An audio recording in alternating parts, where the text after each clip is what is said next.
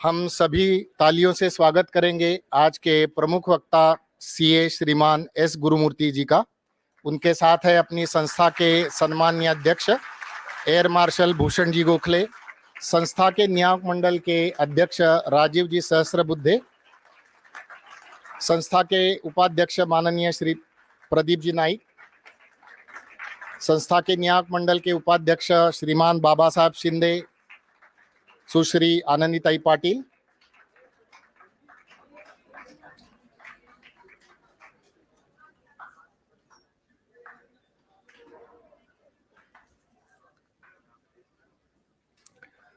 सभी को नमस्कार।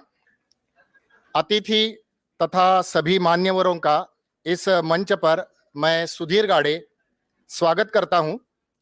महाराष्ट्र एजुकेशन सोसाइटी के संस्थापकों में से एक आद्य क्रांतिवीर वासुदेव बळवंत फडके जी के 139वें स्मृति दिन के उपलक्ष्य में आयोजित स्मृति व्याख्यान के लिए मंच पर विराजमान तथा इस सभागार में उपस्थित सभी मान्यवरों का मैं हृदय से स्वागत करता हूं। इस कार्यक्रम में ऑनलाइन माध्यम से जुड़े सभी दर्शकों को मैं प्रणाम करता हूं तथा उनका स्वागत भी करता हूं। सामाजिकता, राष्ट्रीयता और शिक्षा निष्ठ कर्मठता, इन तीनों का त्रिवेणी संगम है महाराष्ट्र एजुकेशन सोसाइटी। आज के प्रमुख वक्ता श्रीमान सीए माननीय एस गुरुमूर्ति जी का सर्वप्रथम मैं स्वागत करता हूं। मंच पर विराजमान है महाराष्ट्र एजुकेशन सोसाइटी के माननीय अध्यक्ष एयर मार्शल भूषण जी गोखले निवृत्त, संस्था के उपाध्यक्ष माननीय प्रदीप जी नाइक, अपनी संस्था के नियामक मंडल के माननीय अध्यक्ष आर्किटेक्ट राजीव जी सहस्त्रबुद्धे, नियामक मंडल के उपाध्यक्ष श्रीमान बाबा साहेब शिंदे तथा उपाध्यक्ष सुश्री आनंदीताई पाटिल। इस कार्यक्रम का शुभारंभ हम सरस्वती वंदना से करेंगे। महेशो कॉलेज ऑफ परफॉर्मिंग आर्ट्स के छात्रों को मैं आमंत्रित करता हूं सरस्वती वंदना के लिए। महेशो कॉलेज ऑफ परफॉर्मिंग आर्ट्स के छात्र।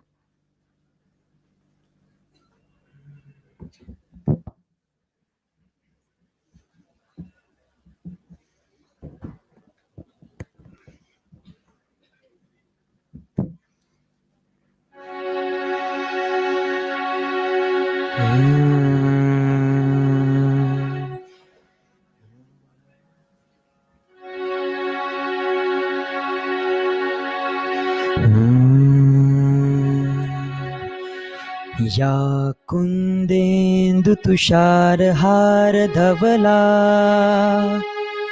या शुभ्रवस्त्रावृता या वीणावरदण्डमण्डितकरा या श्वेतपद्मासना या ब्रह्माच्युतशङ्करप्रभृतिभिर्देवैः सदा वन्दिता। सा मां पातु सरस्वती भगवती निःशेषजाड्यापहा।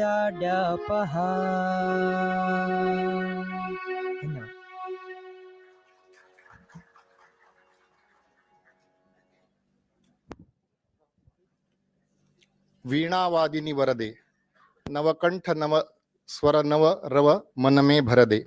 इस प्रकार माता सरस्वती की प्रार्थना कर हम आगे बढ़ते हैं। इस कार्यक्रम की श्रृंखला को आगे बढ़ाते हुए कार्यक्रम का स्वागत और प्रास्ताविक करने के लिए मैं महाराष्ट्र एजुकेशन सोसाइटी के नियामक मंडल के अध्यक्ष माननीय आर्किटेक्ट राजीव जी सहस्त्रबुद्धे से विनती करता हूं कि सर आप कृपया प्रास्ताविक करें। माननीय राजीव जी सहस्त्रबुद्धे।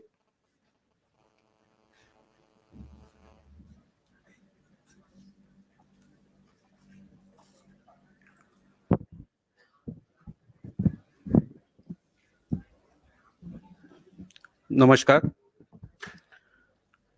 महाराष्ट्र एजुकेशन सोसायटी द्वारा आयोजित प्रथम आद्य क्रांतिवीर वासुदेव वळवंत फडके स्मृति व्याख्यान के वक्ता माननीय CAS गुरुमूर्ति जी, महाराष्ट्र एजुकेशन सोसाइटी के अध्यक्ष एयर मार्शल भूषण गोखले जी, संस्था के माननीय उपाध्यक्ष श्री प्रदीप नाइक जी, मेरी सहयोगी नियामक मंडल की उपाध्यक्षा सुश्री आनंदीताई पाटिल, उपाध्यक्ष श्री बाबा साहेब शिंदे सर, संस्था के सचिव डॉक्टर भरत वनकटे, संस्था के सहसचिव इंजीनियर सुधीर गाड़े, इस व्याख्यान के लिए सभागार में उपस्थित पुणे शहर के विविध क्षेत्रों से मान्यवर, संस्था के विभिन्न महाविद्यालयों के प्राध्यापक, विद्यार्थीगण, संस्था की विभिन्न शाखाओं के प्रमुख, ऑनलाइन माध्यम से इस व्याख्यान में जुड़े हुए सभी भाई और बहनों को, आप सभी बहनों का मैं आप महाराष्ट्र एजुकेशन सोसाइटी की तरफ से स्वागत करता हूं।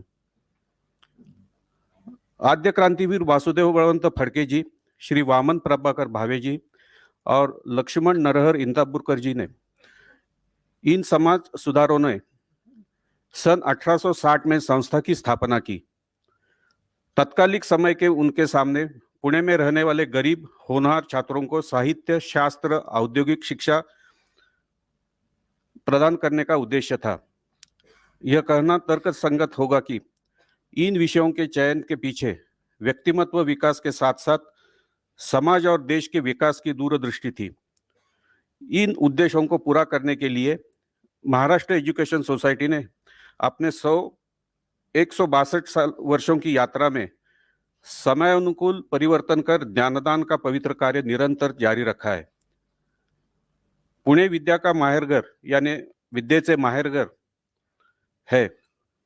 पुणे का यह पहचान देने में महेशों ने अपने महत्वपूर्ण योगदान दिए हैं।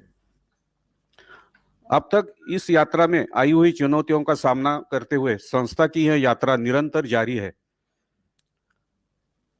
महेशों की महाराष्ट्र के 7 जिलों में 70 से अधिक शाखाओं में हर वर्ष 40,000 से अधिक छात्र शिक्षा प्राप्त करते हैं। वर्तमान में संस्था का कार्य पूर्व प्राथमिक शिक्षा प्रणाली से अनुसंधान की शिक्षा प्रणाली तक विस्तृत हुआ है, जिसमें स्कूली शिक्षा, बालिका सैन्य शिक्षा, कला, वाणिज्य, विज्ञान, प्रबंधन, आयुर्वेद, नर्सिंग, प्रायोगिक कला आदि विद्या शाखाओं के स्नातक और स्नातकोत्तर शिक्षा व्यवस्था का समावेश है। महाराष्ट्र एजुकेशन सोसाइटी ने पारंपरिक शिक्षा व्यवस्था के साथ साथ नारी सशक्तिकरण के उद्देश्य से लड़कियों के लिए रानी लक्ष्मीबाई बालिका निवासी सैनिकी स्कूल शुरू किया है। इस सैनिक स्कूल की 15 लड़कियां आज सैन्य दल में अधिकारी पद पर विराजमान है। ग्रामीण क्षेत्र की लड़कियों के लिए वैद्यकीय शिक्षा उपलब्ध करने हेतु संस्था ने चिपलून में ग्रामीण क्षेत्र में आयुर्वेद और नर्सिंग कॉलेज शुरू किया है। आज इस कॉलेज की कई लड़कियां अपनी शिक्षा पूर्ण कर शहरों में नौकरियां कर रही है। महाराष्ट्र एजुकेशन सोसाइटी ने नृत्य, नाट्य, गायन और संगीत की शिक्षा देने के लिए कॉलेज ऑफ परफॉर्मिंग आर्ट्स की स्थापना की है। संस्था इसके माध्यम से भारतीय कलाओं को शिक्षित और संवर्धित करने का प्रयास कर रही है। महेशों की इस प्रदीर्घ यात्रा में उल्लेखनीय बात यह है कि कई छात्रों ने संस्था के शिक्षा ग्रहण कर साहित्य, कला, शिक्षा, शास्त्र, वाणिज्य, कंप्यूटर, प्रायोगिक कला, राजनीति, प्रशासन, प्रौद्योगिक चिकित्सा, अनुसंधान जैसे अनेक क्षेत्रों में स्थानीय स्तर से लेकर राष्ट्रीय और अंतर्राष्ट्रीय स्तर पर स्वयं के साथ संस्था का नाम रोशन किया है। संस्था इन सभी लोगों को बधाई देती है जिन्होंने 162 वर्षों की यात्रा में अपनी योगदान दिया है। संस्था की यह समृद्ध यात्रा आगे भी निरंतर चलती रहेगी, इसका मुझे पूरा विश्वास है। देवी और सज्जनों, भारत की सैकड़ों वर्षों की दास्तानें समाप्त करने के लिए अनेक महानुभावों ने संघर्ष किया है। उनमें एक विशेष नाम है आद्य क्रांतिवीर वासुदेव बळवंत फडके जी का। एक संपन्न परिवार में 1845 में जन्मे फडके जी ने अंग्रेजी शिक्षा के बाद अंग्रेजों की नौकरी शुरू की, लेकिन जागरूक एवं संवेदनशील मन के फडके जी हर समय अपनी प्रिय मातृभूमि की स्थिति के बारे में विचार करते थे। अंग्रेजों द्वारा भारतीय लोगों के पर किए जाने वाले अत्याचार उन्होंने बेचैन करते थे। अंग्रेजों का शासन समाप्त हो, इस उद्देश्य से फड़के जी ने कई सारे प्रयास किए। स्वदेशी साबुन का उद्योग शुरू किया। लोगों को शोषण से बनी अंग्रेजी वस्तुओं के बहिष्कार डालने के लिए उन्होंने आह्वान किया। पूना नेटिव इंस्टीट्यूशन अर्थात आज की महाराष्ट्र एजुकेशन सोसाइटी की स्थापना कर छात्रों को राष्ट्रीय वृत्ति का पाठ पढ़ाने का प्रयास उन्होंने किया। अपने प्रकट व्याख्यानों से वे जनता में जागरूकता लाने का प्रयास करते थे। उन्होंने गांव कस्बों में जाकर अकाल की भीषणता का अनुभव लिया। उन्होंने अनुभव किया कि अकाल की भीषणता अंग्रेजी शासन के असंवेदनशीलता के कारण और भी बढ़ी थी। अपनी माता के मृत्यु के बाद फड़के जी ने अंग्रेजों के विरुद्ध सशस्त्र संघर्ष शुरू किया। इस संघर्ष के लिए उन्होंने समाज के सभी वर्ग, विशेष रूप से पिछड़े वर्ग के साथ समरसता भाव से संबंध जोड़कर सभी वर्गों को संगठित किया। दुर्भाग्यवश वे इस संघर्ष में सफलता नहीं प्राप्त कर सके और 17 फरवरी 1883 के दिन भारत से हजारों मील दूर एडन के कारागार में उन्होंने अंतिम सांस ली। फड़के जी का धगधगता जीवन आज भी हमें मार्गदर्शक है। इसी मार्गदर्शन जीवन से प्रेरणा लेकर हम सभी कार्यरत हैं। महाराष्ट्र एजुकेशन सोसाइटी ने इस वर्ष से आद्य क्रांतिवीर वासुदेव बळवंत फड़के स्मृति व्याख्यान का प्रारंभ किया है। प्रतिवर्ष इस व्याख्यान में राष्ट्रीय तथा अंतर्राष्ट्रीय स्तर पर प्रसिद्ध व्यक्ति उपस्थित होकर शैक्षणिक, आर्थिक, औद्योगिक, सामाजिक समरसता तथा समाज के सम्मुख चुनौतियों का एवं अवसर आदि सब विषयों पर अपने विचार प्रस्तुत करेंगे। मुझे यह विश्वास है कि इस व्याख्यानों में रखे गए विचार समाज को उपयुक्त सिद्ध होंगे। इस विश्वास के साथ आप सभी को पुनः एक बार स्वागत कर मैं अपनी वाणी को विराम देता हूं। धन्यवाद।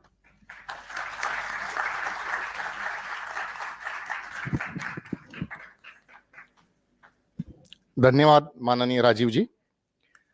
फड़के जी के जीवन के बारे में जब सोचते हैं तो कुछ पंक्तियों का स्मरण होता है। सच है, विपत्ति आती है, कायर को ही दहलाती है। सूरमा नहीं विचलित होते, क्षण एक नहीं धीरज खोते। सूरमा नहीं विचलित होते, क्षण एक नहीं धीरज खोते। विघ्नों को गले लगाते, कांटों में राह बनाते। मुंह से कभी उफ नहीं कहते, बड़ खुद विपत्ति पर छाते हैं। इस प्रकार के फड़के जी को जिन्होंने शस्त्र चलाने का प्रशिक्षण दिया, वे थे क्रांति गुरु लहूजी वस्ताद साळवे जी। संयोग की बात है, आज का दिन लहूजी साळवे जी का भी स्मृति दिन है। मैं विनम्रता पूर्वक उनको भी अभिवादन करता हूं। देवी और सज्जनों, अब आगे बढ़ते हैं अतिथि परिचय की ओर। हम सौभाग्यशाली हैं कि आज माननीय श्री स्वामीनाथन गुरुमूर्ति जी हमारे बीच उपस्थित है। उनका संक्षेप में मैं आपसे परिचय करवा देता हूं। श्रीमान स्वामीनाथन गुरुमूर्ति जी भारत के एक सुप्रसिद्ध लेखक और पत्रकार हैं। वे चार्टर्ड अकाउंटेंट तथा कॉरपोरेट क्षेत्र के परामर्शदाता हैं। बिजनेस बैरन पत्रिका ने गुरुमूर्ति जी के अर्थशास्त्र और वित्तीय क्षेत्र के उच्च कोटि के ज्ञान की प्रशंसा की है। मीडिया बैरन के पत्रिका के रामनाथ गोयंका जी ने अपनी जीवनी में तथा प्रसिद्ध संपादक और लेखक बीजी वर्गीस जी ने गुरुमूर्ति जी के बारे में लिखा है कि Gurumurthy is brilliant chartered accountant and exceedingly astute amateur lawyer. S Gurumurthy ji को एक उच्च कोटि के पत्रकार के रूप में सम्मानित किया जाता है।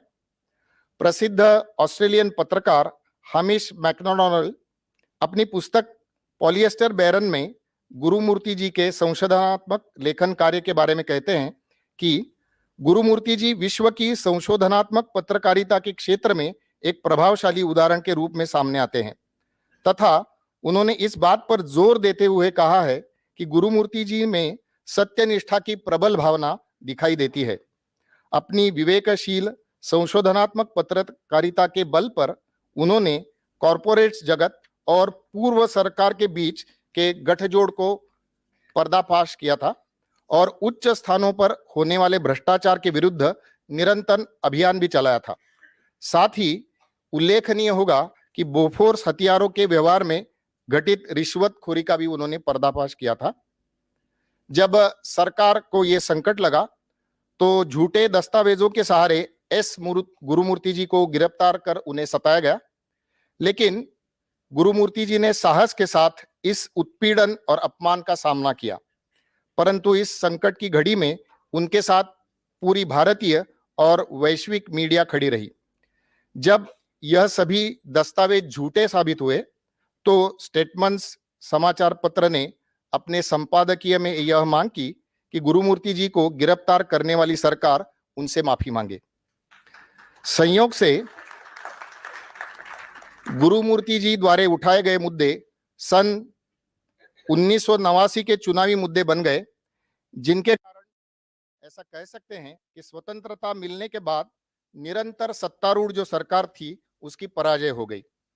एक ख्यातनाम व्यक्तित्व के धनी होने के नाते एस गुरुमूर्ति जी ने सन 1990 से अब तक मीडिया द्वारा निरंतर एक प्रभावशाली व्यक्तित्व के रूप में सम्मान पाया है। सन 1990 में प्रथम जेंटलमैन पत्रिका में एस गुरुमूर्ति जी को भारत के सबसे प्रभावशाली 50 व्यक्तियों में स्थान दिया गया था और यह विशेष बात है कि आज तक उनका नाम भारत के सबसे 50 व्यक्तियों में गिना जाता है। आज भी वो भारत के प्रभावशाली व्यक्ति है। उनके व्यक्तित्व का और एक पहलू है, वो है अध्यात्म के साथ जुड़ा हुआ। हम सभी जानते हैं कांची कामकोटि पीठम एक शंकराचार्य का पीठ है। वहां के महान संतों में से एक शंकराचार्य चंद्रशेखरेंद्र सरस्वती जी की सूचना पर गुरुमूर्ति जी ने विभिन्न सरकारों, कॉरपोरेट्स और अन्य संस्थानों के अंतर्गत आने वाले सत्ता के सभी पदों को स्वयं से दूर रखा है। गुरुमूर्ति जी शैक्षिक क्षेत्र में भी ख्यातनाम है। आईआईटी बॉम्बे में वो आर्थिक, वित्तीय और प्रबंधन विषय के अतिथि प्राध्यापक रह चुके हैं। इसके अतिरिक्त वो तंजौर के शास्त्र विश्वविद्यालय में मानववंश विज्ञान विषय के विशिष्ट प्राध्यापक भी है। माननीय एस गुरुमूर्ति जी ने अपनी वैश्विक रणनीतिक विचारों के लिए वो जाने जाते हैं तथा वे think tank Vivekananda international foundation Delhi आदि संस्था के प्रमुख भी रहे हैं। गुरुमूर्ति जी तमिलनाडु के सबसे लोकप्रिय और प्रभावशाली राजनीतिक साप्ताहिक तुगलक के संपादक भी रहे हैं।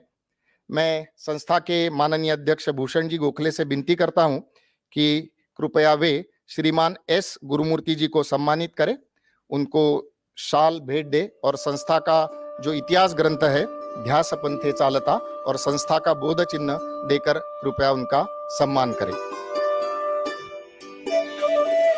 हम सभी तालियों के साथ उनका सम्मान करेंगे।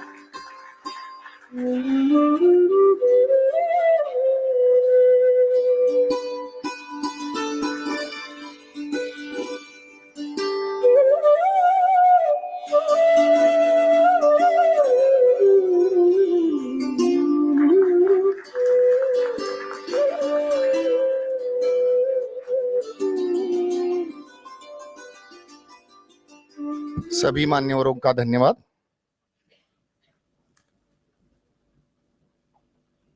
हम सभी आतुर हैं श्री एस गुरुमूर्ति जी के विचार सुनने के लिए। आप सभी से एक निवेदन है कि व्याख्यान के बाद कुछ समय प्रश्नोत्तर के लिए भी रखा है। आप में से जो लोग प्रश्न पूछना चाहते हैं वो पूछ सकते हैं। तो कृपया हम अभी सुनने जा रहे हैं आज के प्रमुख वक्ता माननीय सीए एस गुरुमूर्ति जी को, और आज का विषय है भारत को विश्व गुरु का स्थान प्राप्त करने में शैक्षिक संस्थाओं की भूमिका।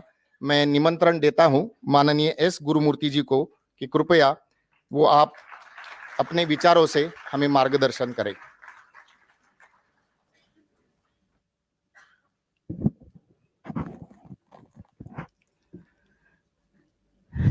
सबको नमस्कार। You know, when you are introduced like that, the bar is raised. So I have to justify my introduction. So if I am not introduced, maybe it is easier for me to speak more freely. Now I have to be very careful about what I speak. You know, all of us have been engaged in nation building work in some form or the other. We are not an ordinary educational institution. Many of them have done work for life, like Gunawant Singh ji, who is sitting here. He became a Pracharak in 1967. I became a Swayamsevak in 1971. Like that, hundreds and hundreds of people, those who are present here in some form or the other, we have been associated with nation building. Nation building is not a single dimensional job, it is a multi-dimensional work. It involves silo-free, a helicopter, and even a terrestrial look into what a nation is. So it is not easy to say that nation building work is this. You know, nations have come and gone. As Swami Vivekananda said, the earth trembled at the name of the Greek army, and the Roman eagle floated over everything worth having in this world. And spider weaves the web where the Caesars ruled. It all just happened in 2000 years. So a country which has been established by political might or a military power or economic strength or an oppressive approach to others to dominate and rule, they have all come and gone. But there are societies which have never attempted to do anything like this, which have sustained themselves so long. And we are still, as Swamiji said, if Vedavyasa come and walked across the country, he will still see some of the traffic signals which he saw at the time. That is the extent to which we have continuity. You know, change comes, but change with continuity is what makes the society durable. In that sense, the Indian civilization has been given a durability which has been denied to all other civilizations, because you can find many civilizations only in the form of broken monuments. Where is the Egyptian civilization? You have to look into the pyramids. But this is not how we are perceiving ourselves. Sometimes we are told in some noble meetings that this is what we are, but this is not how we are taught in our schools and colleges, in our public discourse, in our media. So there is a big gap between the educational institutions as we see, experience, and run also, and the reality of India. So when we are seeing that India rising today, in fact, most people cannot even understand why India is rising, within India or outside. Many people are unhappy that India is rising within India. Outside India also, people are very upset India is rising. But they have to concede India is rising. They have to accept India is rising. India's rise is inevitable. This is the sum and substance of the global discourse today. I need not have to go into detail because all this has appeared in the newspapers in the form of news. I have to relate history. But I need not have to relate the current happenings, that India is today the leader of the world. It may not have the number one military. It may not have the number one economy. It may not have the number one in any sense of power, but it is the number one important country in the world. This shift is not an ordinary shift, but don't think this shift has happened by accident. This has happened because of the inherent potentiality in our civilization. That's what I am going to tell you.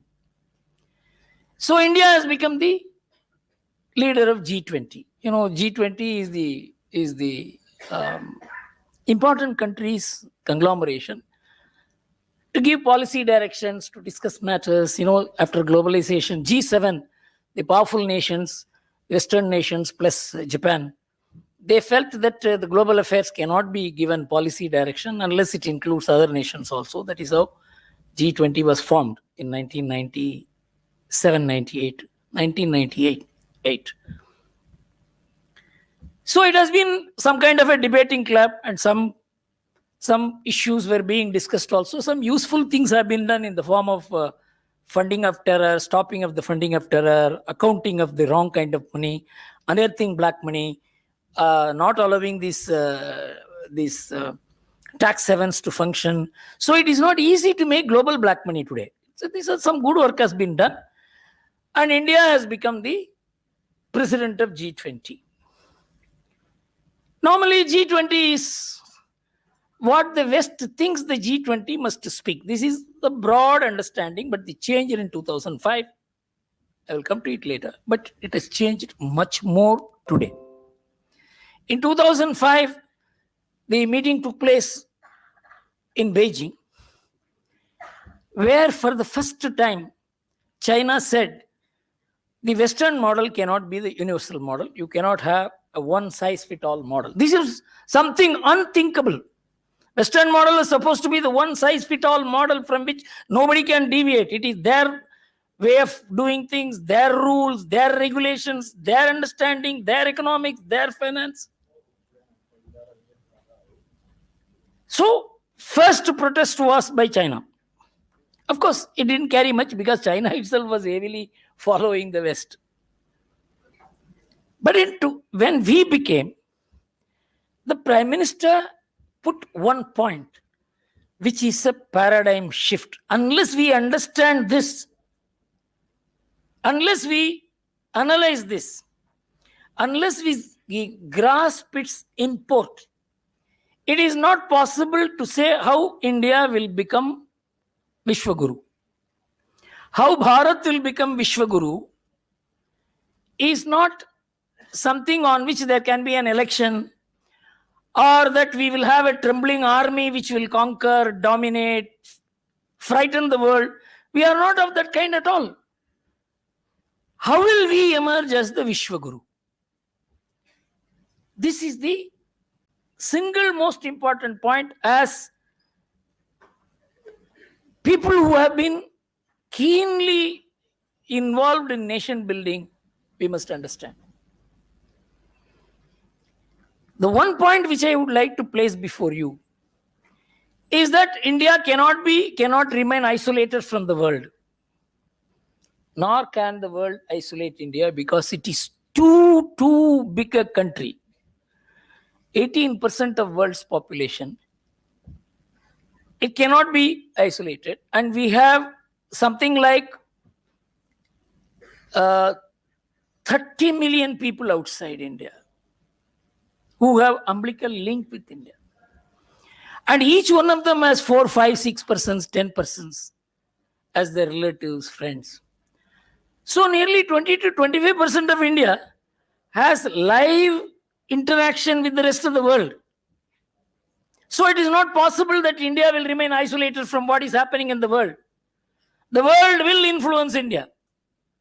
The only way is we have to influence the world to see it doesn't influence the way in such a way that we are influenced against ourselves. Either we influence the world to our way, or the world will influence you to their way, is settled now. Not only in terms of what's happening in trade and economics, but in terms of communication. In every home, what is happening in America, you can see in your kitchen, in your bedroom. So the world has been interconnected, interlocked in such a way that unless we understand how we can influence the world, there is no way you can prevent the world from influencing you in the way in which you don't want it to influence you. It is here the concept of Vasudhaiva Kutumbakam is important, because we say this without understanding what it means. Vasudha is not world. First of all, world as one family is a wrong translation. Vasudha is earth. World is a collection of nations and people. This Vasudhaiva Kutumbakam is everything that lives on earth. It is the plant, it is the animals, it is the cattle, it is a species. In fact, nobody has even calculated what is the kind of number of species in the world, except in the last 40, 50 years. In fact, the idea of diversity, even among human beings, was not in the dictionary of the United Nations till 2001. Because it was based on the Western understanding of the world. It didn't believe in the diversity of the world at all. So only in the year 2001, the United Nations passed or accepted this Cultural Diversity Convention. Till then, it did not have an understanding of diversity at all. Biodiversity, it accepted only in 1994. The concept of environment, it accepted only in 1960s, not United Nations, the committee of people like Lynn White, who wrote in 1965 in the Science magazine, Christianity is responsible for environmental destruction in the world. It's all open statements. So a different world began emerging in the 60s, 70s, 80s, 90s.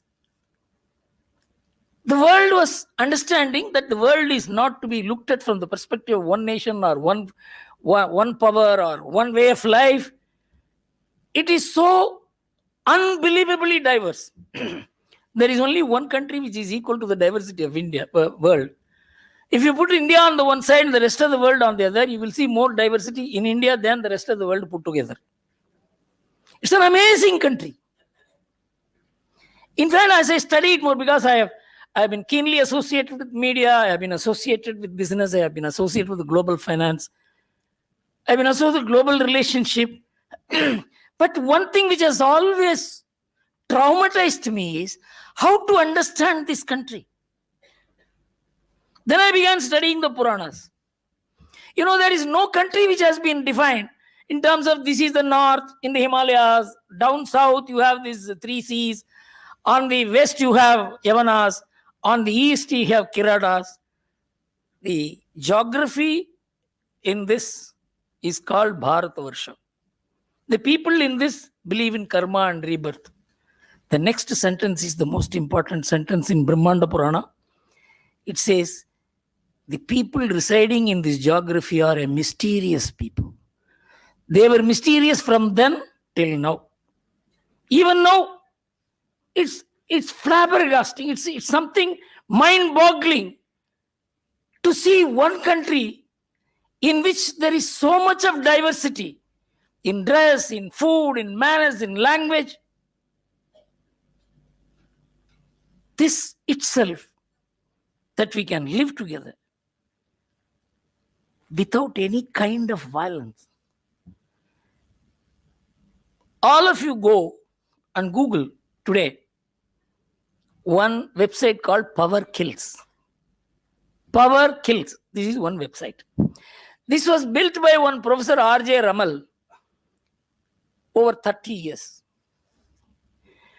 And in that, he has said between the 5th century BC till 2000, 2500 years, how many human killings have happened by human killing, mass human killings have taken place by human beings acting against others. He has calculated that something like 1.2 billion people have been killed by human action against human action. And he has given detailed list of where all this happened. The most important thing is, till the 13th century, the human killing in India were only 3. Kalinga war, in which 100,000 people died. Next is Sati, in which some 10,000 people or so died.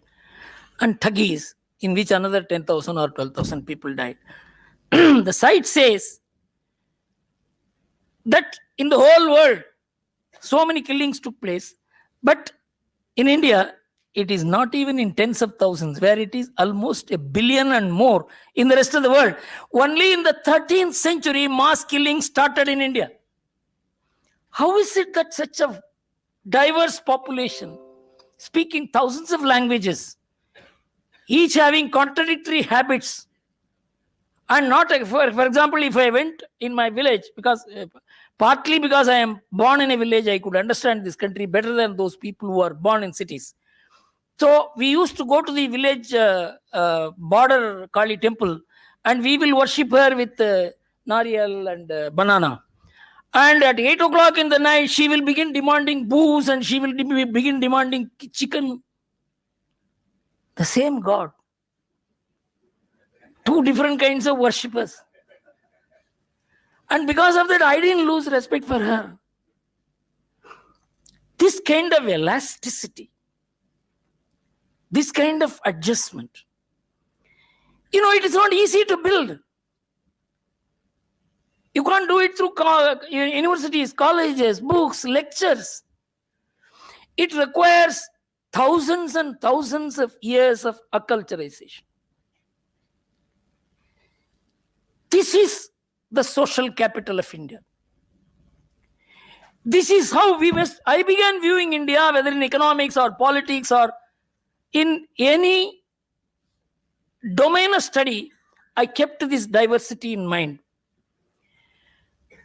So we must understand, when we say Vasudhaiva Kutumbakam, it is not limited to human beings or nations. It extends to the entire creation. In fact, I have been studying how the West has been looking at the species, because they only want each species to eat. I will come to it later, and what economics and environmental consequences it has. So, Adi Shankara says in Brahma Sutra Bhashya that there are 8.5 million species, of which the human beings are the trustees. This is the definition he gives. 8.5 million species. He calls it yonis. And human beings are the trustees. See the relationship that is built between the living species, whether it is animal or cattle or plant, and the humans. And I began searching how the West began looking at the number. You will be amazed. In 1976 July, the American Science magazine came out with a report. There are 5.7 million species in the world. In 2011, the Guardian newspaper published a report in November that there are 8.7 million perhaps. But Adi Shankara, in his Brahma Sutra Bhashya, says there are 8.5 million, of which you are the trustee. See the comprehension that has guided the country. If we didn't count the species in arithmetics, we related them by philosophy to the people who will count them. They just counted. Shankara made us relate. So this is how we should understand Vasudhaiva Kutumbakam, how it is important from an environmental point of view. I am going to explain to you. So there is a big talk. This is about what we call as Vasudhaiva Kutumbakam, the earth as a family. Not only humans, but all the living creatures being part of what is one family. Now there is a big talk about the world order is changing. It is a matter of concern. And Henry Kissinger said immediately after the advent of COVID, the world order will change forever. Then after the Ukraine war, he said, world order is going to get permanently restructured. And then George Soros said, the world order will never be the same, and the Western civilization is going to die. What has to do with Western? If the world order goes, Why Western civilization should die? It will live only if the world order is in its hands. Vasudhaiva Kutumbakam is not world order. It's a world norm. Your norm is never enforced. Your norm stands because it is true. It is accepted because it is true. It is accepted because it is right. It is accepted because there is no other way to go. This is where the Indian idea, the ancient Indian idea Vasudhaiva Kutumbakam, which is rooted in the Rig Veda, in Maha Upanishad, it says Vasudhaiva Kutumbakam is this, that the other person or other thing is different from me. It is not limited to only some enemy or so. Even the animal, even the plant, even the every living creature, it is not something different from me. It is part of me. This is how Vedanta defined. It is not just human relationship. So our concept of the world is one of a living model, living arrangement. It is not a ruling arrangement. World order is a ruling arrangement. So we have to understand, when the world order is collapsing, and when we are talking about Vasudhaiva Kutumbakam, what is it that is going to happen? Because the current world order is definitely under collapse. The post-World War order, the post-Cold War order, both are crumbling. On that there is no doubt. In fact, the European Union's site on Farsighted Future, so I'll give you the exact name. They have said by 2030 there will be no hegemonic power in the world. India will become number 4 economy in 2027. It will become number 3 in 2032. And the military power will shift to Asia. Asia will be twice as big as Europe. These are all calculations which I am not doing, which the West is doing and suffering. They are not sleeping. Because power is slipping out of their hands. We must understand all this to know where our educational institutions should stand, what we should be doing, what we should be thinking, what we should be studying, what we should be talking. And I will tell you why we are incapable of doing it today, because education has been reduced to schooling. It is not me who is saying it. You must have heard about Kesari Trust, Kesari paper, which was started by Lokmanya Tilak. They said that we are spreading knowledge, we are spreading wisdom, we are spreading education. So our newspaper is 100% held by a charitable trust, and so there should be no income tax, because we are carrying on educational work. So the matter went to the Supreme Court. Supreme Court said, what are you nonsense you are talking? Education means only schooling. We narrowed the concept of education to schooling. We narrowed the concept of school to the person who studies and for his career improvement, nothing else. All of us run institution varying degrees only for this. Some add-on may be there here and there. But the whole purpose, the psychology that is prepared for the students to undergo training, is not to secure knowledge. It is to buy a career. Nothing wrong about it. But that should not become the sole objective. And now if you see what India should be, and the kind of perception that it should create about itself, and how the world should see it, the situation has arisen. And particularly the English-educated Indian has a very specific and special responsibility to make the world understand India and to understand the world for India. It's a huge job on which there is absolutely no preparation, because I am very sad to see, being in business, being in media, being in profession, being in educational institutions, even working with many mighty nation building organizations, the preparation for this is a matter of concern. It is lacking. So that is what I want to share with you, how India is rising, Indian power is rising, Indian influence is rising. But Indianness is not being understood and internalized within India, then only it can be externalized outside India. This is the biggest challenge we will be facing in the next 10 years or 12 years. I am 74. I don't know how long am I going to live, whether I will be able to see it or not. But I can tell you, what Ratan Tata said is true. He said, I am so unhappy that I may not live to see what we all wanted this country to be. We will reach the highest in terms of power, in terms of prosperity, in terms of influence. But that is not the India the world would like to see. We don't want a replacement for America. We don't want a replacement for Russia. We are not talking in terms of global power, global order, global influence. We have to be something else. That's what I'm going to tell you. I'm cutting many points because in recent times, what has happened is something unthinkable in the lifetime. We have all been working for the last 40, 50 years to see an India which will be cared, which will be respected. That situation has come. We have all worked. Our passport was not respected. We were disrespected abroad. We were not allowed beyond the immigration. We were questioned.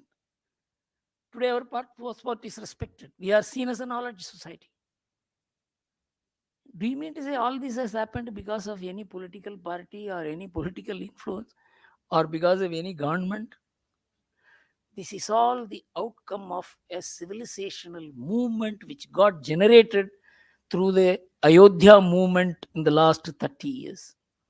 The confidence as an Indian, as somebody who can speak and who should speak and who the world should listen, this is a product of the Ram Janmabhoomi movement in India. That is where the civilizational assertion of India started. And you can see it is slowly manifesting, unfolding and manifesting.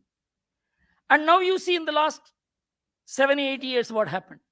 And between 1989 and 2014, it was the most disruptive period. In 6 years, we had 5 prime ministers. Between 1989 and 2004, we had 11 governments. And to build a Narmada Dam, we took 60 years. To build a dam of 3 times that size, China, the 3 gorgeous dams, they took only 10 years.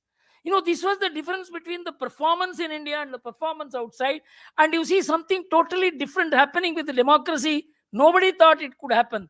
We could open 43,000 crore bank accounts in a matter of 4 years.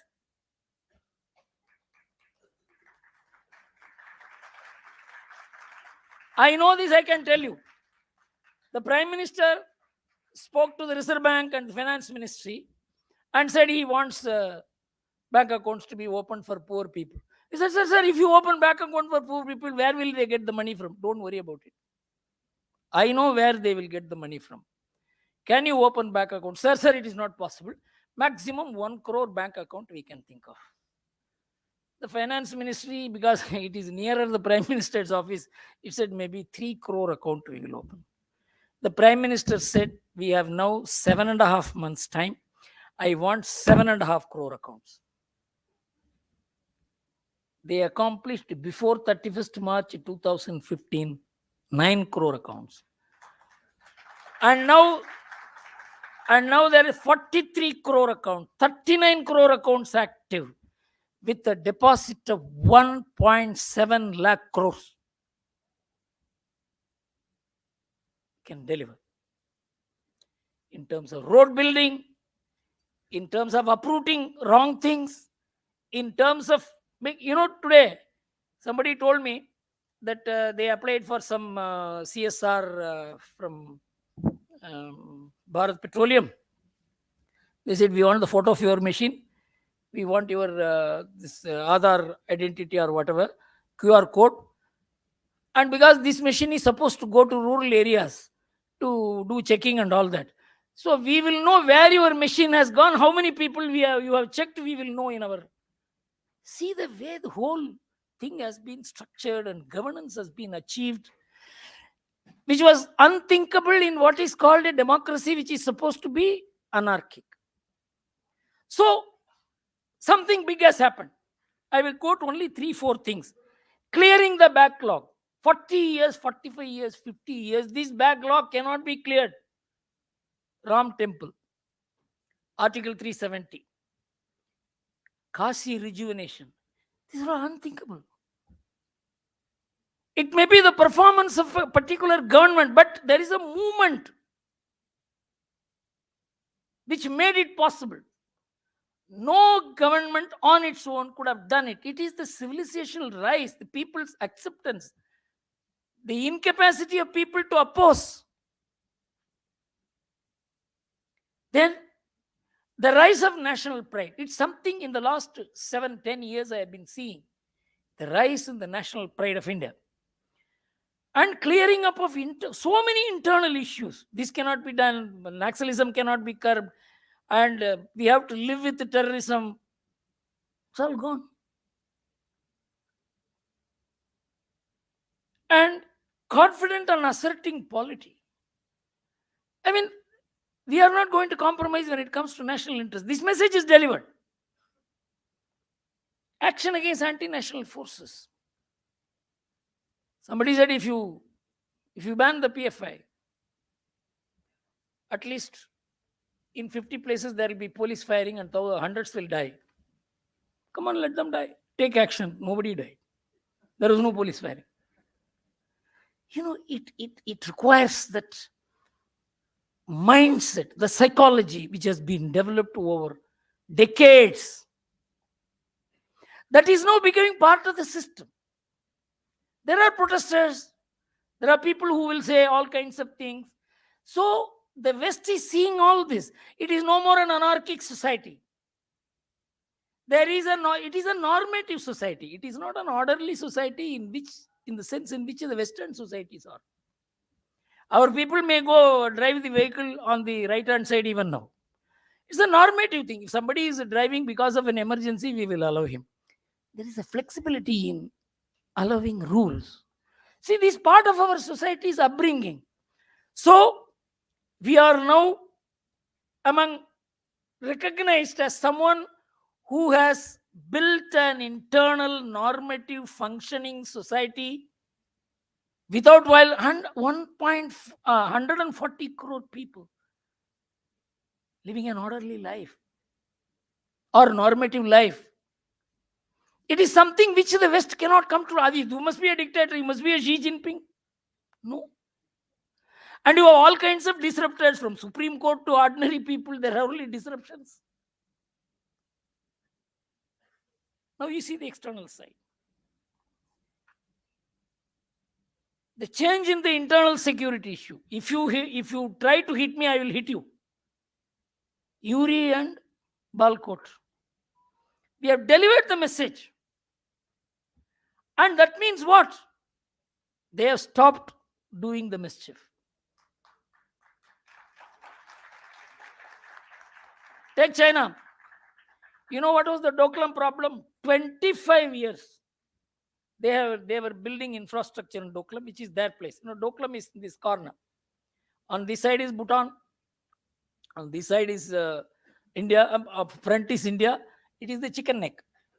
If they position some 100 guns there, they can cut India from Arunachal Pradesh and Northwest. So we have been telling them, please don't do it. Please don't do it. Please don't do it. Sir, we are developing our infrastructure on our territory. Who are you to? Prime Ministers have written, NSAs have written to one another. The way they have responded, it was in such demeaning language. We said, are you going to stop it or not? They are not going to stop it. We sent our army, demolished 2,000 crores worth equipment and put the Indian flag there. China was stunned. Then they came for discussions. They said, sir, in October our Congress is coming. We should not be seen as compromising. Please do something. Ultimately, we said, at least optically it means you are withdrawing. Then we said, we will monitor everything as to how both sides will withdraw. You will also withdraw, I will also withdraw. Finally, they said, please take your national flag also. Message delivered. The same thing happened in Doklam, in Ladakh. The talk went as far as this. Gentlemen, it may not be limited to the border, the war. Because if there is a war on the border only, neither China wins nor we win. This is all calculated strategically. Do you mean to say you will hit Bombay and Calcutta? There will be no Shanghai. A new India. It is because there is an alignment between the idea of India and the governance of India.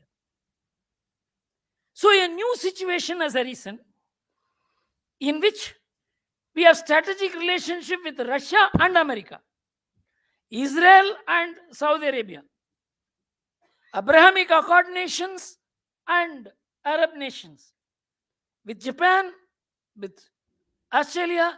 I don't think there is any influential country with which India does not have a strategic partnership. Unthinkable 10 years ago. When the Ukraine war came,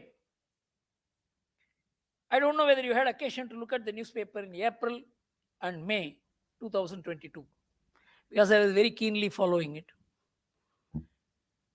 When the war came, India took a position which shook the West.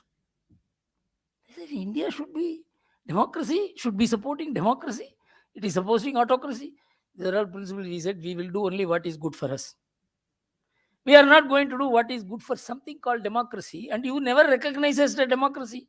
You always said we are a third-rate democracy. We are a first-rate democracy. You said you are violating human rights, you are violating gender rights, you are violating children's rights, you are violating this right. Only producing documents, religious rights. You are killing minorities.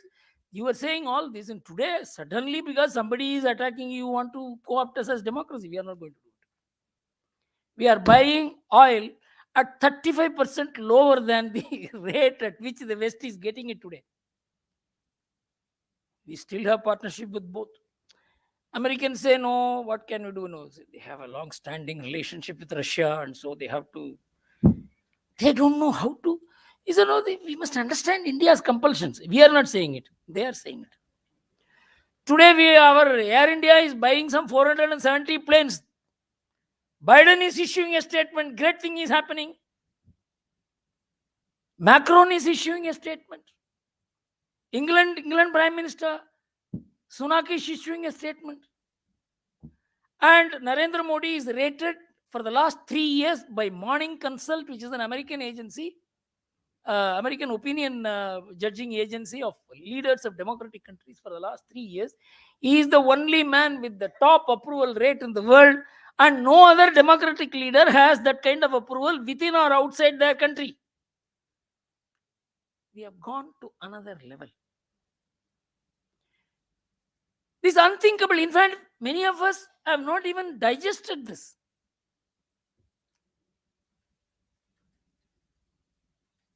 Unparalleled strategic advancement in the stature of India. But this will only give us confidence. This will only give us an alternative perspective. But this is not what the India I would like the world to see. Or this is not like the India which I would like to project to the world. I would like another India to be projected to the world, and that is what I am going to tell you now. It is something very, very small statistics. I'm not going to give you very complex statistics. Very, very simple statistics I will show to you. We are all saying about Bharat, Vishwaguru, global order, everything. But do we know something about Bharat? This question I have asked in IIT, where I taught for 4 years, IIT Bombay. Any number of IIM graduates, simple questions about India they do not know. I asked them, how many police stations India has? Nobody knows. How many cities and how many towns and villages India has? These are all published statistics.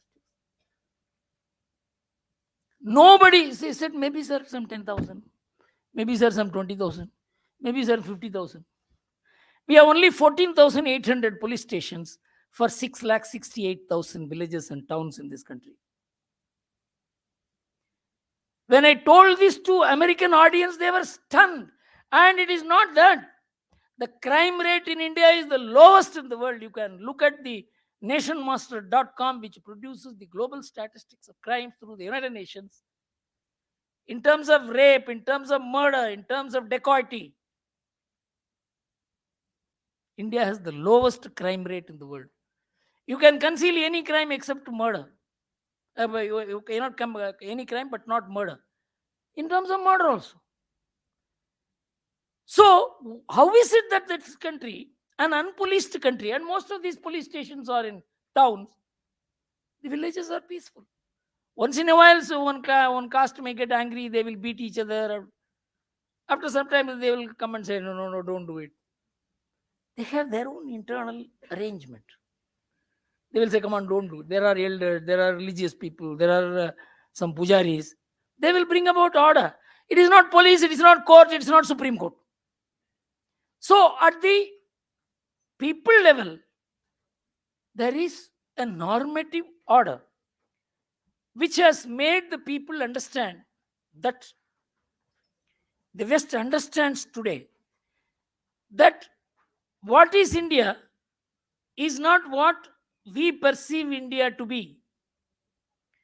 Now, I am going to take you to another paradigm. Now, environment is the biggest issue. You look at what is India and environment. We have 2.4% of world's land area. This also, I asked many colleges, nobody knew what is the land area of India. And we have 18% of world's population, human population. We have 30% of world's cattle population. We have 8% of world's bioresources, of which 30% are not found anywhere in the world. 2.4%. And of the agricultural land in the world, we have only 0.9%. With 0.9% agricultural land, we are feeding 18% population and 30% cattle population in the world, maintaining 8% bioresources. How does this happen? If you want to know all this, there is a website called ourworldindata.com. Ourworldindata.com, which gives all these statistics I am telling you, and I'm going to tell you. The average land holdings in India is 0.13 per hectare per head. It is 0.63 in the world, which is almost 6 times. And 1.27 in America, almost 10 times. And in China, it is about 6 times. How is it that it's such a small land, we are managing this huge environmental structure? I'm giving you the answer. If you look at the world, the total area that is available, 71% is sea, 29% is land, of which 20.6% is habitable land, balance is uninhabitable. Of this 20.6, 10.3 is agricultural land, 10.3 is forest, etc. In this 10.3, 7.9, almost 8 is used for cattle farming.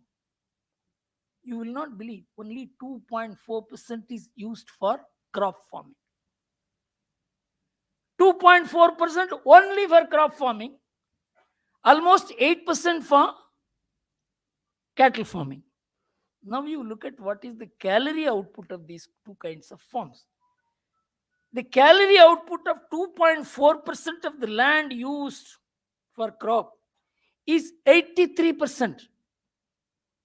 And it is just 17% for cattle farming, for which you use 77% of the land. And in terms of protein, 63% is from crops, 33% is from cattle. So only from 2.4% of the agriculture land, that is 1/4 of the agriculture land, we produce 83% of the calorie value and 63% of the protein value. And you know what is the result of it?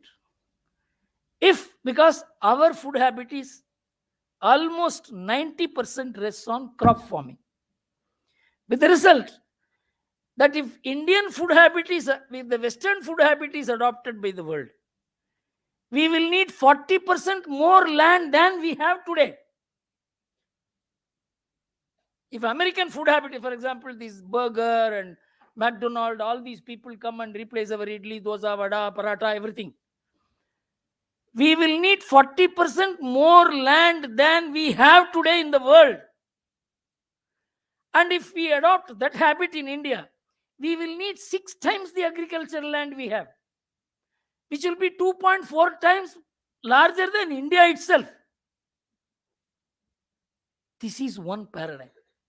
The other paradigm is, if Indian food habit is adopted by the world, we will need only 44% of the land that is being used for agriculture. The rest can be safe for future generations. All this data is available in ourworlddata.com, which is supported by Harvard University also. But is this what we are teaching in our educational institutions? You should be preserving your food style. If you give up your food style, there will be no India. There will be no environment. There will be no land. Our meat consumption is 3.1 kg per annum per person. 109 kg in America. 180 kg in South Africa. All over Europe, it is more than 100. Our meat consumption was 5.1 kg in 2001. It has come down to 3.1. People are becoming health conscious in spite of all the advertisement that is going on. Eat meat, I have the right to eat what I want. Who are you to say you should not eat this? Something entirely different happening. There is no connect between the society and the media, public discourse and the people's habit, even the courts and the people's habits. Now I will come to another most critical point. You know, in America today, there are 134 million households. In each household, there are 2.5 people living. It was 3.3 in 1960. In 1960, in America, in every house, 3.3 people were staying. Today, it is 2.5. There is a reduction of it is 3.3 to 2.5. The reduction is 0.8 per household. This has meant construction of 32 million more houses. $8.5 trillion had to be invested for this. Now come to India. We have 4.9 persons per household. It was 5.1 in 1951, a reduction of 0.2 in the last 60 years. I'm talking about 2011 census.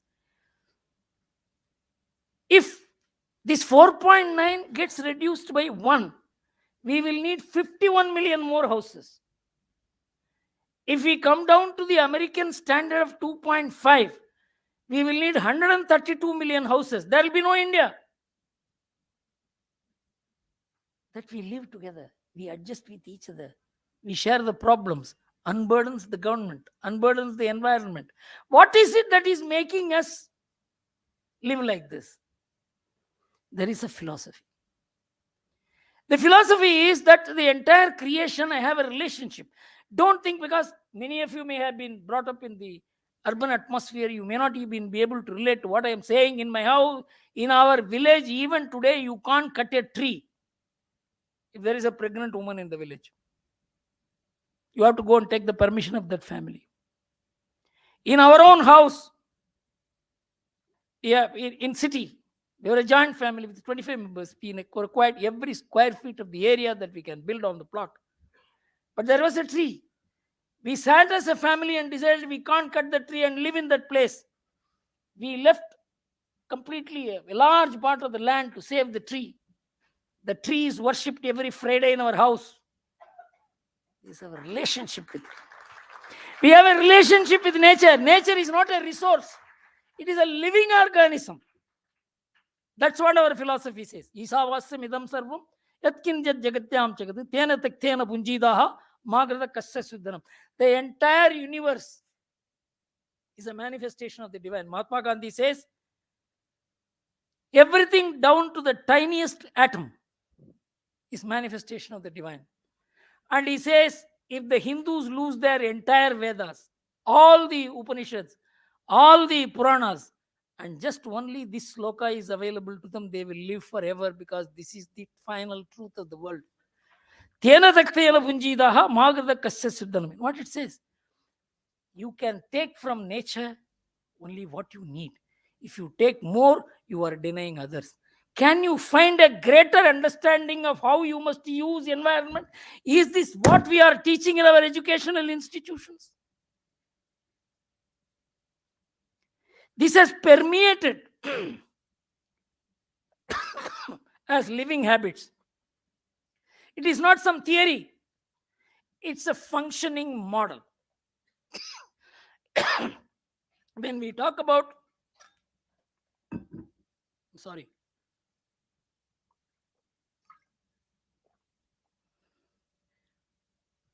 when we talk about Vasudhaiva Kutumbakam, it is not just relationship between human beings. It is relationship between human beings. Yes, we want our parents to live with us. We want our children to live with us. We want even our brothers to live with us. That is why we have an average of 4.9 persons per household. Relationship. Our living model is not contract. If India goes into contracting model, India is finished. If we begin looking at environment as a resource, we will be finished. You may be the top economy in the world.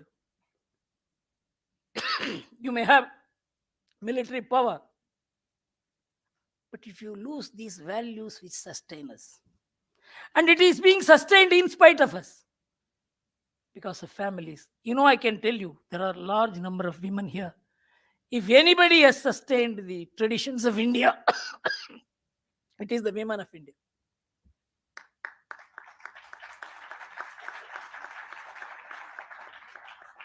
So the Vasudhaiva Kutumbakam, which is the conception of our great forefathers, is not world order. It is a normative, living, exemplary model which others must learn from. In those days, when Nalanda University and the Takshashila University were functioning, people used to come and see what is happening in India, how India is so great. That situation is coming. Because we were seen as beggars. Now that stage is gone. We are now becoming something important. The West will see only the important people. They are seeing us as important people. They will come and study us. For that, we should know about ourselves. If your own institutions do not know, if you do not know what is your environmental capital, what is your social capital, what will you tell them?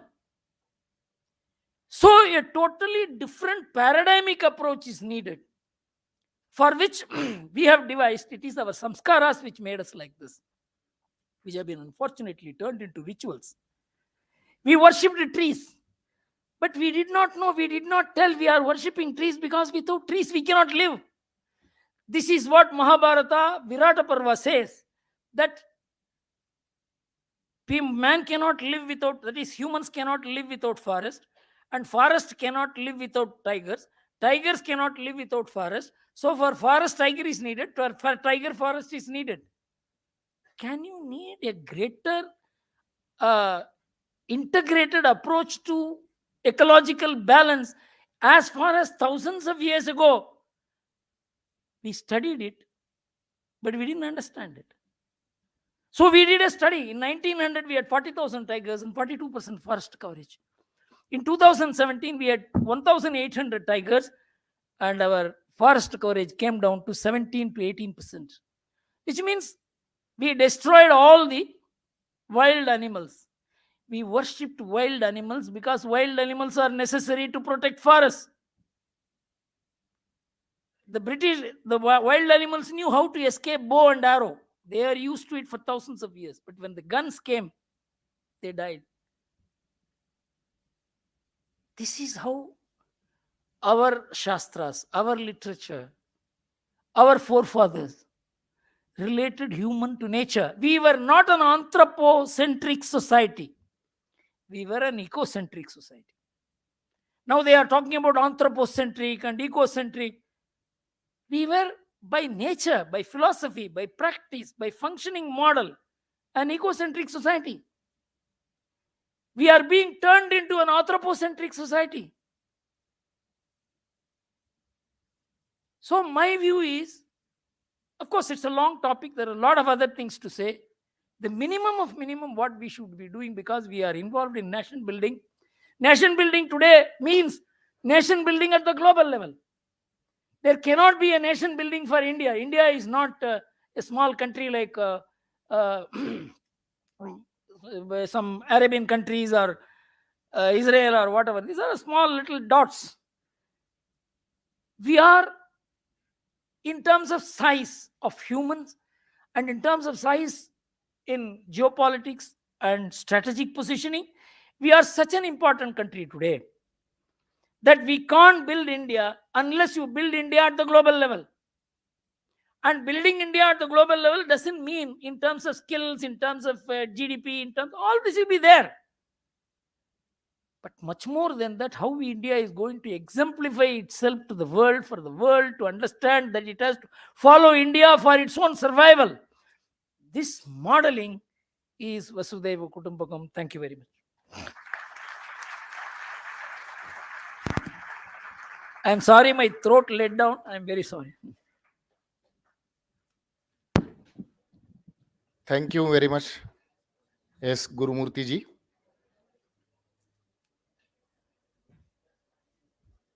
We were mesmerized by the statistics you gave, and that made us to introspect what we are really doing. लेकिन एक मन में विश्वास भी जागा के मार्गदर्शन के बाद, ये विश्वास हमें आगे चलने के लिए प्रेरित करेगा. आपके वक्तव्य ने मानो गागर में सागर भर दिया. अभी मैं निवेदन करता हूं कि आप में से जिन लोगों को प्रश्न पूछने हैं वो कृपया अपना हाथ खड़ा कीजिए. समय के अभाव के कारण हम एक या दो प्रश्न पूछ सकेंगे. इकडे द्या माईक हे बघा.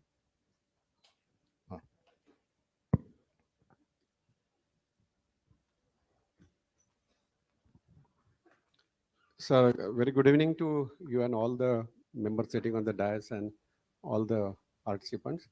Thank you so much for enlightening us through your amazing speech and the fact which you have explained in your own unique way. My question and also the suggestion is what we discussed about the one nation, one policy recently in terms of education policy. What we talked is slightly contradictory because for foreign universities, we allowed them to make profit through their universities. That is one. Secondly, we have a lot of wisdom, knowledge through our great-great-grandfathers. We are of the opinion that instead of we going for a collaboration to various universities in the Western countries, when we are culturally or environmentally or on eco basis, we are very strong by all means, and you have produced all the facts and figures. Why not we develop a module? Of course, we should first imbibe that habit, culture in practicing that. So your guidance and speeches like this across the country will definitely be useful. But why not we develop some module as a mandatory module for through universities, through central government universities and other universities to make it compulsory, and right from the school, if we can introduce this module, which will be really useful. And then instead of we going for collaboration across the globe, why not we develop a module and give collaboration of Indian universities, Indian courses to rest of the world? This is my question. Sir, all that I spoke is not for the government. No government can do this. We have to do it. But No, wait. Because we are thinking it is our government. This entire government model is a Western model. It's not our model. But we have to work with this. yes. In America, the American universities have been doing precisely what the Indian universities have been doing, media has been doing to destroy America. This liberalism which has become wokeism is dynamiting America. You know what the Americans did? They started one Hudson Institute. All the 70% of the White House employees are from Hudson Institute. You have got to, in nation builders cannot rest on the government. All that I would like the government to do is not to stop the nation builders. Nation builders have to build the nation, and the government can help or harm. We have so far had government which will harm. This government will not harm. This should be the relationship between us and the government. To allow nation building to the government is the most irresponsible job. Thank you, sir.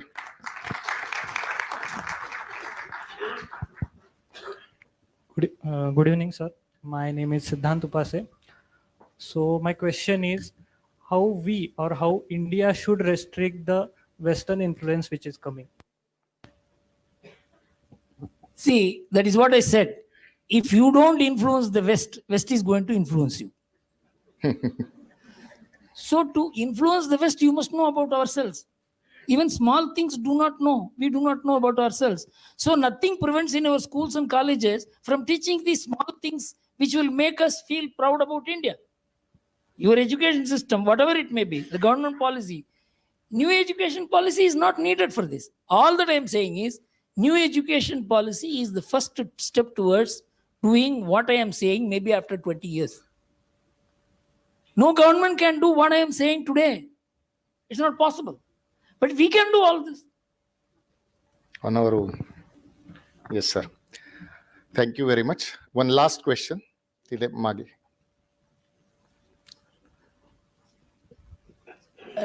My name is Gajan Bhogulkar. I'm from Mumbai.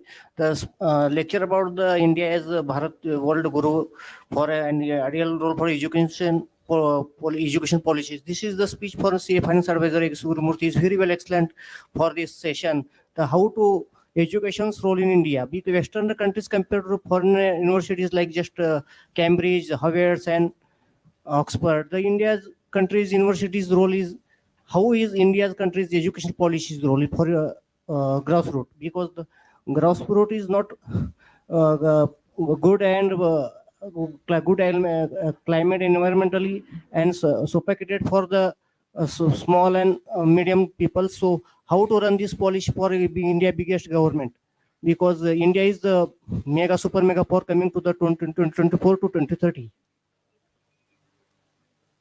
Sir, I understood you that how to make the people at large, lower levels to understand this. My feeling is they are like what I am saying. It is only the high-end education institutions, English educated people, the city-bred people, those who are supposed to be quote-unquote modern. They are the problem. The ordinary Indian is not the problem. He is living with his family, he is living with his parents, he is taking care of his sister. There's no problem. It is the English educated man who is asking for rights. Rights and duties have to merge. You cannot have rights sans duties. You know, the person who drafted the most celebrated document, the Universal Declaration of Human Rights, H.G. Wells sent a copy of that declaration to Mahatma Gandhi and asked him, Mr. Gandhi, you are such a great man. You have fought for freedom of India. You please endorse my recommendation of the human rights. Mahatma Gandhi wrote a very small letter. Mr. H.G. Wells, I have gone through the whole thing, but I want a slight alteration in the title. Instead of Universal Declaration of Human Rights, you say it is the Universal Declaration of Human Duties.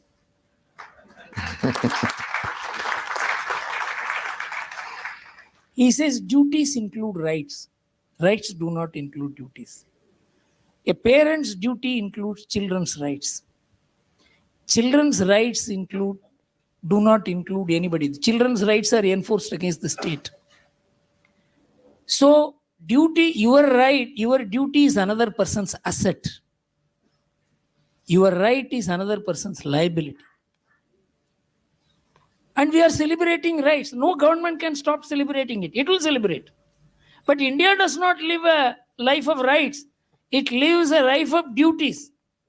That's why we are surviving. So the public discourse has nothing to do with people's model. We should celebrate the people's model. We should encourage them. This should be the off-field work of an educational institution. In fact, Ramnath Goenka once told me, I have learned from all these people because when I was 28, I was moving with people who were 78 and 80. So many people thought I had become old even at that age. So he once told me, he was doing his intermediate in Darbhanga University, Darbhanga. He said, Acharya Kripalani used to teach him. In the classroom, he used to teach. Chhatrapati Shivaji was a mountain rat. And he will ask all the students to come and assemble under a tree and said, forget whatever I have taught in the class. That's only for your examination. Now I will tell you what is the truth about Shivaji. That is how freedom movement was built. Freedom movement was built not within the class, but within the college, but outside the class. So we must use the classroom for whatever the government says. Your educational policy will follow. Outside come and say the educational policy is wrong, then everything will be all right.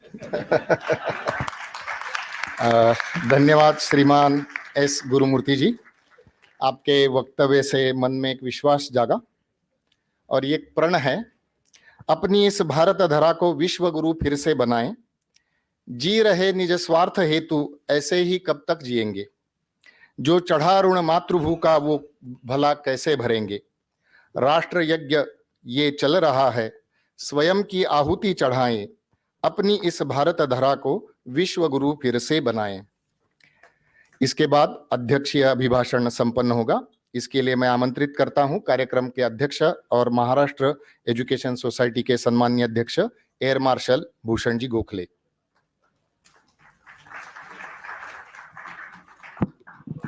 Thank you, Sudhir ji. Honorable Shri Gurumurthy ji, all my colleagues, or rather I would call it family members of the Maharashtra Society, and of course distinguished guests in front, ladies and gentlemen.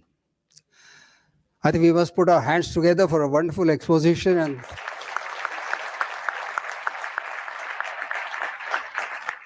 what is important is backed by data. Actually, we were talking during tea. The authenticity comes in when there is so much of data that comes up with it. And when we were appreciating Mr. Gade for the names that he can, sort of remember, we really appreciate you for the kind of data that you give us. And, it really makes it absolutely wonderful to have it related to what the entire story is about. There is no doubt that all of us, especially like you're 74, I'm 75, we all have grown up with a Western narrative. Today, even the media, you're part of the, kind of a media in a way, though a chartered accountant. But media also has a similar Western narrative because you can see during Ukraine war, the Russia TV, which is on Tata 643, was not shown for many years, many days. And what NDTV or anybody else showed was actually what the Western stories were. One of the special forces officer who was covering Ukraine, he even mentioned that everybody is after some sort of an award from the Western, news agencies. But it's later that we started getting both sides of the story, and I think India fits that bill. We not only brought our students back from Ukraine safe and sound, we are buying oil from Russia regardless of what Europe or Americans are telling us about. There is so-called petrodollar which is in trouble. Maybe it's petro yuan, but we have started the petro rupee with Iran many years ago. So I think India has arrived, and we must believe in that. Because only when we believe that education institutions like us, we will be able to give that kind of a narrative to the students, to stand firm, to be able to logically argue and be confident of facing the world. You know, I was reminded, because I'm from National Defense Academy, and there is something called Sudan Block, if you have been there. So when I was in the embassy of India and Egypt for 3.5 years, I used to also cover Sudan. And in Sudan, that time, there was one of the very famous leaders, Mr. Hassan al-Turabi. He was a Islamist, educated in the UK as well as in France, but also a very, very practical person. He later held a number of offices also.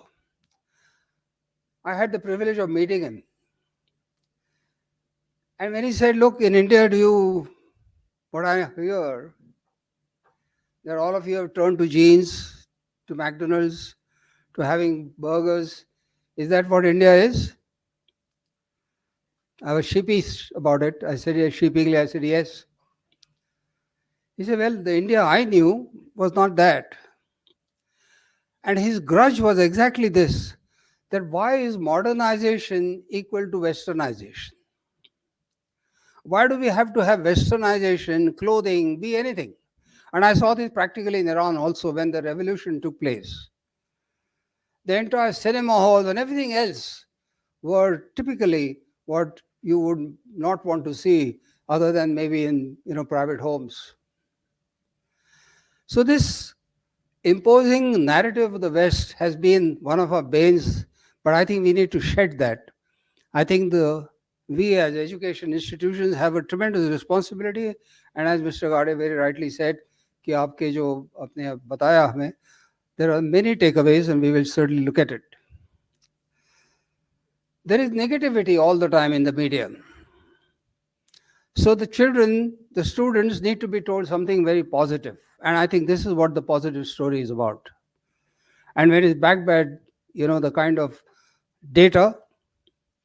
I mean, today, when I was growing up, I heard about PL 480. We were importing food. Today, we are a net exporter of food. We got white revolution. We got blue revolution. Not many people know about blue revolution, and this is in spite of 3.2 million square kilometer of EEZ, which has not been exploited by us. Actually, the Chinese and the Korean trawlers are coming and fishing in our waters. And like you rightly said, I think there are many ladies here. We must give once again a round of applause to the ladies. If you talk about reuse, not wasting, that is something that the Indian ladies are very good at.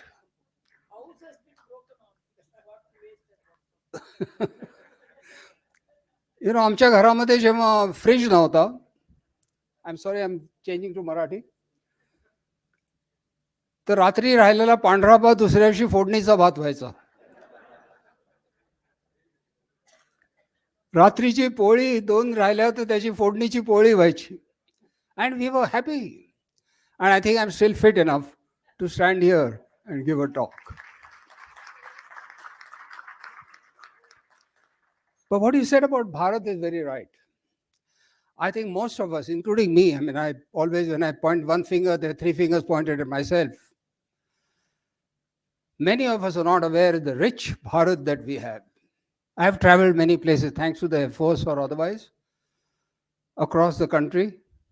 There's so much common thread on us. But I remember going to Kanyakumari many, many years ago, and then later revisiting it maybe every 4-5 years. And then I suddenly find a statue there, or Thiruvallur. And I must say, Pradeep Ji Naik is here, who just translated a book from, written by one, Mr. Subramaniam is the name? Ramakrishna. He, on this, he's given a wonderful book, and Pradeep Ji Naik has translated that. I didn't know the significance of 133 meters. There's so much of, one should go there and have a look and then thereafter learn about this sage. We heard about Kautilya, we heard about the Chinese, we heard about the, Austrians in our, NDA and everywhere else. We heard many things about all the other Western philosophers and warriors and everything else. We didn't hear about Bharat. Like you mentioned about Shivaji being a mountain rat, I don't think anybody heard about Bajirao Peshwa, who 41 battles and undefeated.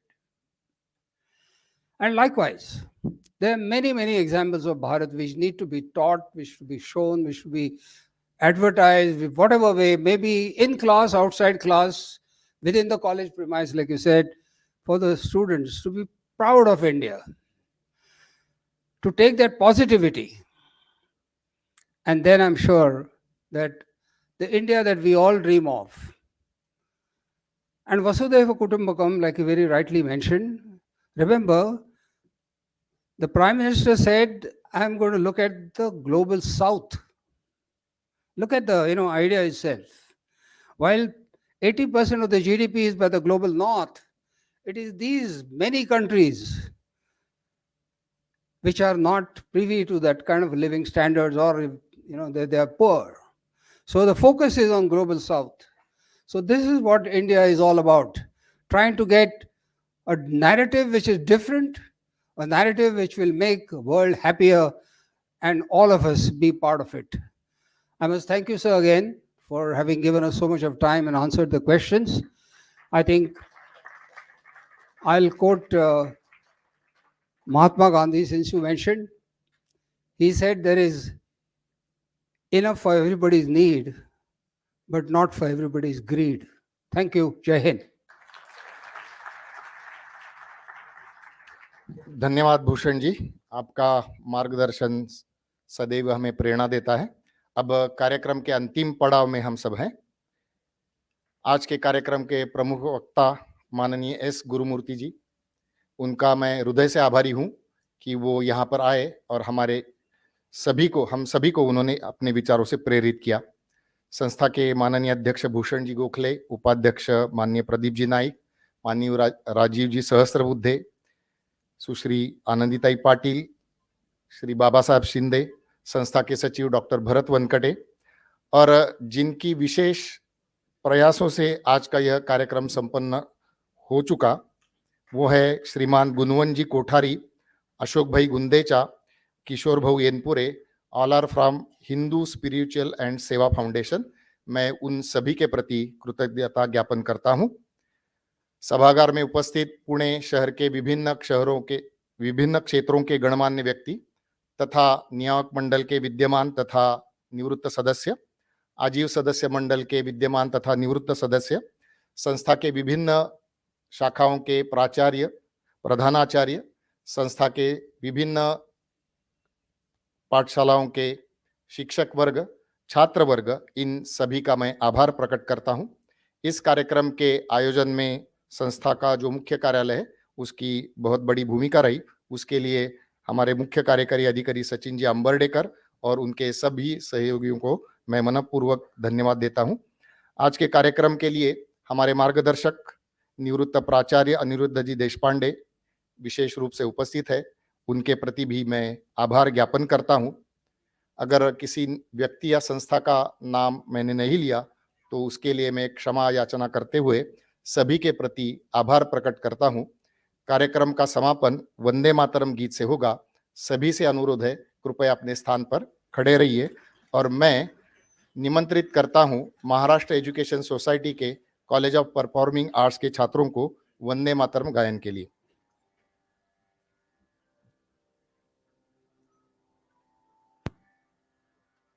एक विशेष उल्लेख रह गया, उसके लिए मैं क्षमा चाहता हूं।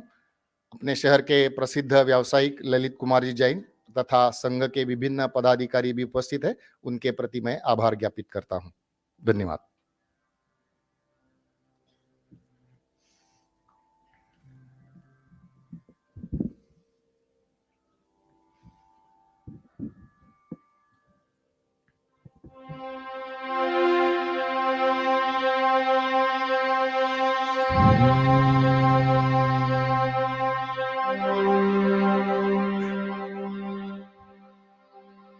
वन्दे मातरम् वन्दे मातरम् सुजलां सुफलां मलयज शीतलां सस्यश्यामलां मातरं वन्दे मातरम् वन्दे मातरम् शुभ्रज्योत्स्ना पुलकितयामिनीं फुल्लकुसुमित द्रुमदलशोभिनीं सुहासिनीं सुमधुरभासिनीं सुखदां वरदां मातरं वन्दे मातरम् वन्दे मातरम् कोटि कोटि कंठ कल निनाद करले कोटि कोटि भुजै द्रुत करवाले अबला के नमाए तबले बहुबलधारिणीं नमामि तारिणीं रिपुदलवारिणीं मातरं वन्दे मातरम् वन्दे मातरम् तुमि विद्या तुमि धर्म तुमि हृदि तुमि मर्म त्वं हि प्राणा शरीरे बहुते तुमि मा शक्ति हृदये तुमि मा भक्ति तुम्हारी प्रतिमा गढ़ी मंदिरे मंदिरे मातरं वन्दे मातरं वन्दे मातरम् त्वं हि दुर्गा दश प्रहरण धारिणी कमला कमलदल विहारिणी वाणी विद्या दायिनी नमामि त्वां नमामि कमलाम् अमलाम् अतुलां सुजलां सुफलां मातरं वन्दे मातरम् वन्दे मातरम् श्यामलां सरलां सुस्मितां भूषितां धरणीं भरणीं मातरं वन्दे मातरम् वन्दे मातरम् वन्दे मातरम्